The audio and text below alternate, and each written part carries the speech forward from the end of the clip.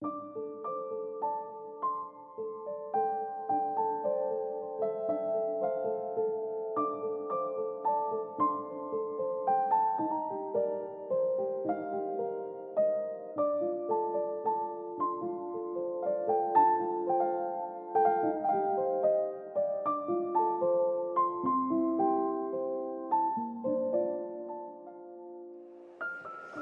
everybody, thanks for joining me again. Well, this is our second day in Abisko up here in northern Sweden, and last night I was lucky enough to photograph the northern lights here, and I'm also going to give it another go this evening. Now, you're wondering why I'm out in the daylight talking about the northern lights, aren't you? But it's pointless me trying to film in the dark. I was out from 10 till midnight last night, and this point where we're standing is where I came to, and it was absolutely pitch black.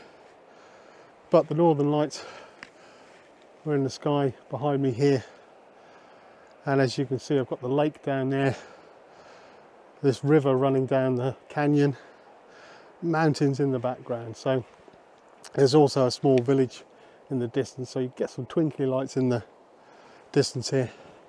And also, if I come this way a bit, you can just make out we've got these this little platform here with some guides and stuff on it, and some trees behind here, just to make some foreground interest.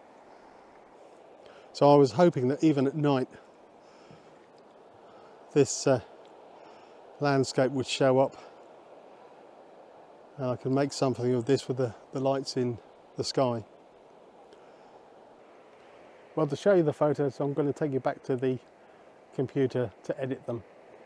But while I'm here, just to explain what I was doing camera wise. So I've got a Sony A6600, which is an APS-C crop sensor, so not full frame, so was going to struggle with the Aurora.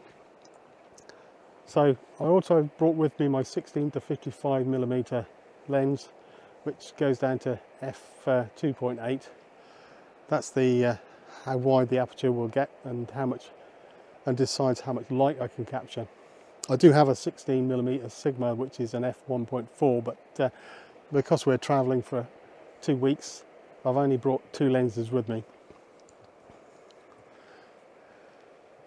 Anyway, let's go back to the computer and see the images, shall we? Back at the computer and starting to edit some of the photographs. Already gone through some of them, so let's start with this one. So let's explain a little bit about what I was doing. It was about 10 o'clock at night when I started, and finished at about midnight. To start with, although the sun's gone down, as you can see, there's still quite a lot of light in the sky. But you could just see the aurora starting to shine through. So a lot of people ask me, well, is that really what you saw, or have you manipulated it with the camera? Well, let's go back to basics, shall we? So let's go to my Capture One software. Now, this is one of the raw images, so this is what the camera saw. So this is a 6-second exposure, so it's taking in a lot of light and adding that together and seeing more than you can actually see with the naked eye. Now, I've also got an aperture of f2.8, again means the aperture or iris on the camera is as open as it can possibly be. 16mm, and the ISO I set at 1600. Again, that's making the sensor more sensitive and being able to capture more light.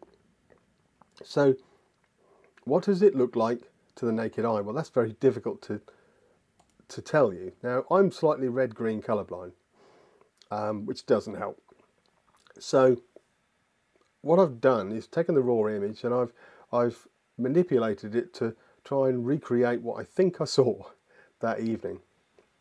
As you can see, the lights are quite faint. This is the same image. I've taken the exposure down, and I've also taken the saturation way down, because when I was watching them I couldn't really see the colours. Now whether that's me or whether that's how everybody sees it, who knows. You can see a little bit of colour. What I did notice though is the brighter parts are the green parts, and the really light, really faint streaks tended to be the purples and the reds. Now let's go back to that raw image. So again, quite bright on the greens, but yes, very, very faint on these pinks and purples at the top here. Okay, so what did I end up with? I actually ended up with this shot. Now I don't know whether I've overdone this a little bit.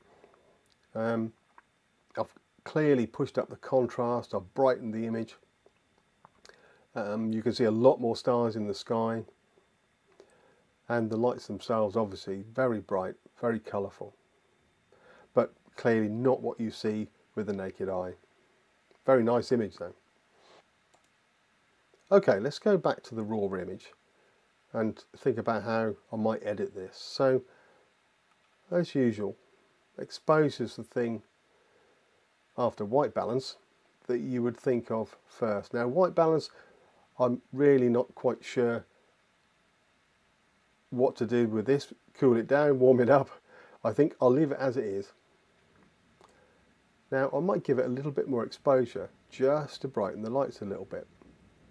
Now that looks nice, and you can see more of those purple colours, especially the dimmer light. But then you've brightened up all those black areas which you don't really want. So what can I do? I could maybe go down to clarity first, which is a bit like contrast but not so aggressive, and that will again brighten the lights a bit and darken the rest of the sky slightly.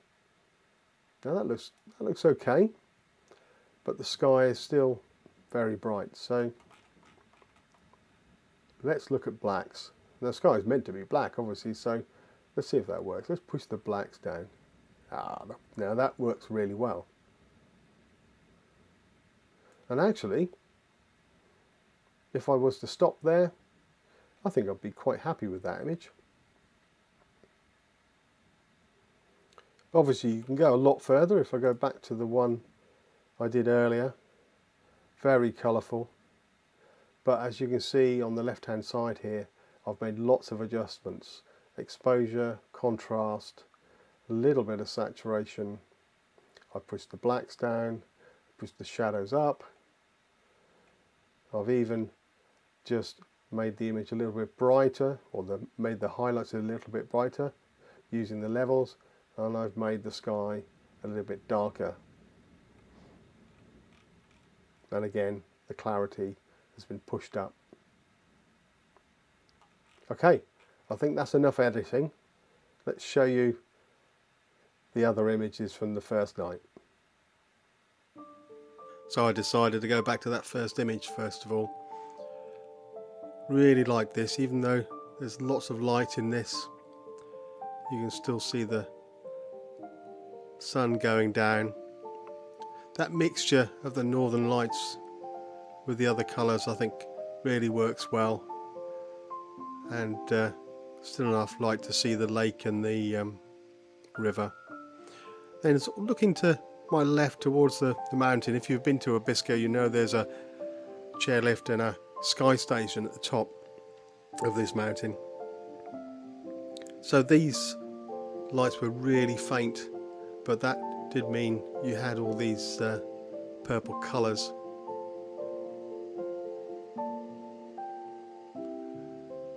And almost the same direction. The lights got brighter, and then, as you can see, more green.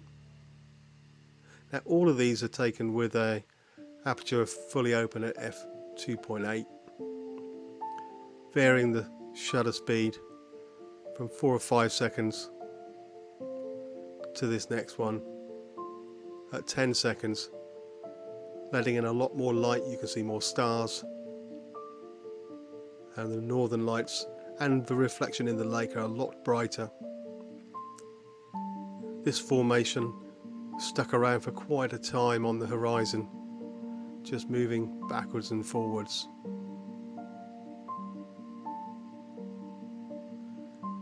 And then lastly, the lights were more overhead, so I used the trees to start with, just to try and give this a little bit of scale and put something in the foreground.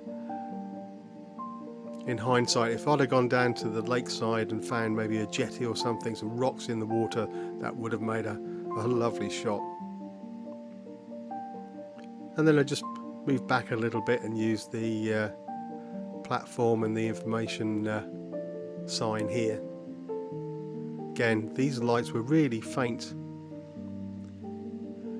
but as I said earlier when I was editing, this guaranteed these lovely colours.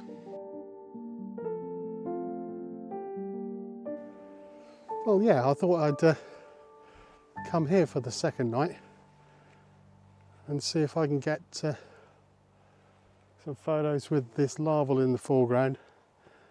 May even put a small light on it just to light up this side, as long as I don't annoy any of the other Aurora watchers. And yeah, last night it was all across the sky here and up there, so let's hope we get something similar this evening. You never know though. And if I do, here's the photos. So the night started really cloudy and I was really not sure that we'd see anything. And I stayed closer to the tourist station, so you can see that sort of almost orange hue from the lights of the buildings. But eventually started to see some green lights.